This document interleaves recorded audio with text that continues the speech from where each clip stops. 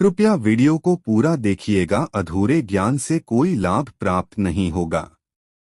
नमस्कार दोस्तों, जय श्री राम, जय सीताराम, जय जय हनुमान, जय शिव शंभू। दोस्तों, सावन माह की शिवरात्रि हर साल काफी धूमधाम से शिव भक्तों द्वारा मनाई जाती है और इस साल भी यह हर साल की तरह धूमधाम से मनाई जाएगी। क्या आप जानते हैं सावन शिवरात्रि कब है और इस दिन के इस तरह से खास पूजा पाठ और उपाय किए जाते हैं और इसी के साथ इसका शुभ समय और व्रत विधि क्या है? अगर नहीं जानते हैं तो बने रहे हमारे साथ इस वीडियो में और इसके साथ हम आपको बताएंगे ऐसी चीज है जिसे अगर आप इस दिन शिव जी के मंदिर में चढ़ाते हैं तो भोलेनाथ आपको कभी भी किसी चीज की कमी नहीं होने देंगे। तो दोस्तों, चलिए वीडियो को शुरू करते हैं। हर माह में मासिक शिवरात्रि आती है, लेकिन इस साल सावन में दो मासिक शिवरात्रि का संयोग बन रहा है। माना जाता है कि इस दिन शिव जी का प्राकट्य हुआ था। कुछ मान्यताओं के अनुसार इस दिन शिव जी देवी पार्वती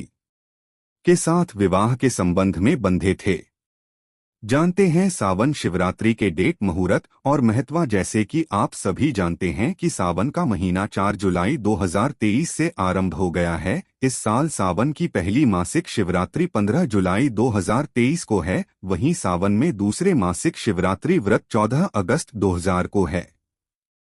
इस बार सावन अधिक मास भी रहेगा। यही वजह है कि सावन में दो मासिक शिवरात्रि का संयोग बन रहा है। सावन की पहली मासिक शिवरात्रि का व्रत 15 जुलाई 2023 को है। इस दिन सावन माह के कृष्ण पक्ष की चतुर्थी तिथि 15 जुलाई को रात 8:32 से 16 जुलाई 2023 को रात 10:08 तक और रहेंगे। शिवरात्रि में शिव पूजा निश्चित काल मुहूर्त में ही की जाती है। दोस्तों, शिव पूजा का समय प्रातः 12:07 से 12:48 तक 16 जुलाई 2023 को है। सावन में अधिक मास के मासिक शिवरात्रि का व्रत 14 अगस्त 2000 को है। इस दिन अधिक मांग के चतुर्थी तिथि 14 अगस्त सुबह 12:25 से 15 अगस्त दोपहर 12:42 तक रहेगी। इसके लिए हम एक अलग से वीडियो बना देंगे। इसी के साथ ही दोस्तों, एक ऐसी चीज जो आप इस दिन भोलेनाथ को अर्पित कर रहे हैं, तो भोलेनाथ आपको जिंदगी में हर सुख समृद्धि प्रदान करते हैं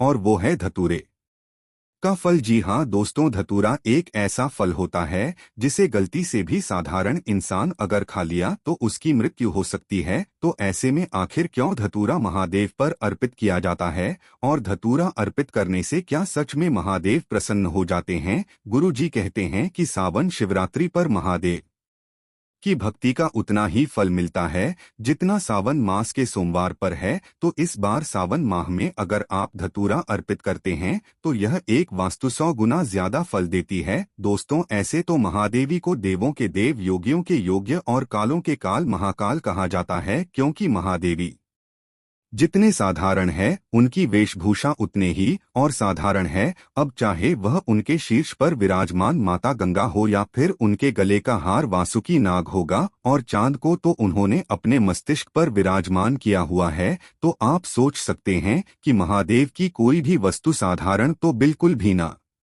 नहीं है। इसी तरह शिव जी के बारे में शिव पुराण में लिखा हुआ है कि एक लोटा जल सभी समस्याओं का हल। मात्र एक लोटा जल चढ़ाने से जो देवता प्रसन्न हो जाते हैं, हमारी झोली खुशियों से भर देते हैं, उस देवता का स्थान कितना ऊंचा होगा आप सोच सकते हैं। इसी के साथ शिव जी पर बेल पात्रा, सफेद चंदन, धतूरे, अंक का फूल, जो कुछ भी चढ़ता है, हर सामग्री का अपना महत्व होता है। अब जब समुद्र मंथन हुआ था तो हलाहल विष पीने की वजह से शिव जी के शरीर में गर्मी पैदा हुए थे। उसे गर्मी को शांत करने के लिए सभी देवी देवताओं ने शिव जी का पंचामृत से अभिषेक किया।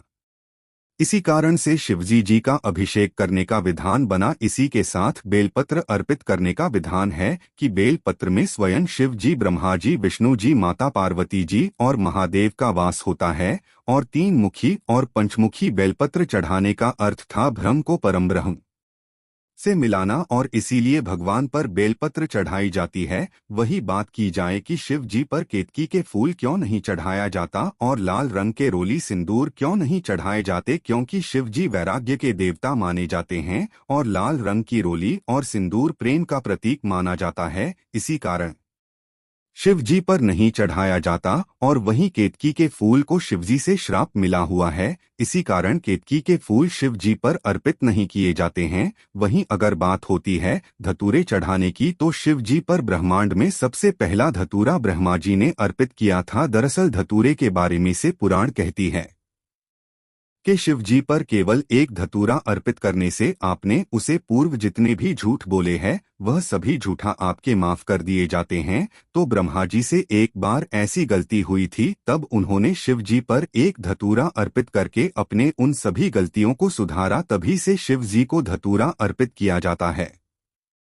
और यह माना जाता है कि व्यक्ति को महीने में 6 महीने में या फिर साल में एक बार भोलेनाथ पर कम से कम एक धातुराज जरूर अर्पित करना चाहिए। इसके अलावा जब महादेवी ने समुद्र मंथन के दौरान हलाहल विष का पान किया था तो उनके शरीर में भयंकर गर्मी उत्पन्न हो गई थी, जिसके कारण महादेव वे कुल हो उठे थे और महादेवी की व्याकुलता को शांत करने के लिए अश्वनी कुमार और सभी देवी देवताओं और ऋषियों ने उन्हें भांग धतूरे का लेप लगाया था और तभी से महादेव शिव के शिवलिंग पर भांग धतूरे अर्पित किए जाते हैं ताकि महादेवी के शरीर की ज्वाला को शांत और रखा जा सके और इसे से महादेव प्रसन्न हो जाते हैं। गुरुजी कहते हैं कि हम पूजा पाठ में जो भी कार्य करते हैं हमें उसका सही अर्थ पता होना चाहिए ताकि यदि तर्क की बात आए तो हमारे पास देने के लिए सटीक वजह हो। इसी के साथ धतूरे का फल और धतूरे का फूल शिव जी पर अर्पित किया जाता है, लेकिन अगर उन्हें कुछ विशेष तरीके से सिर्फ जी पर अर्पित किया जाए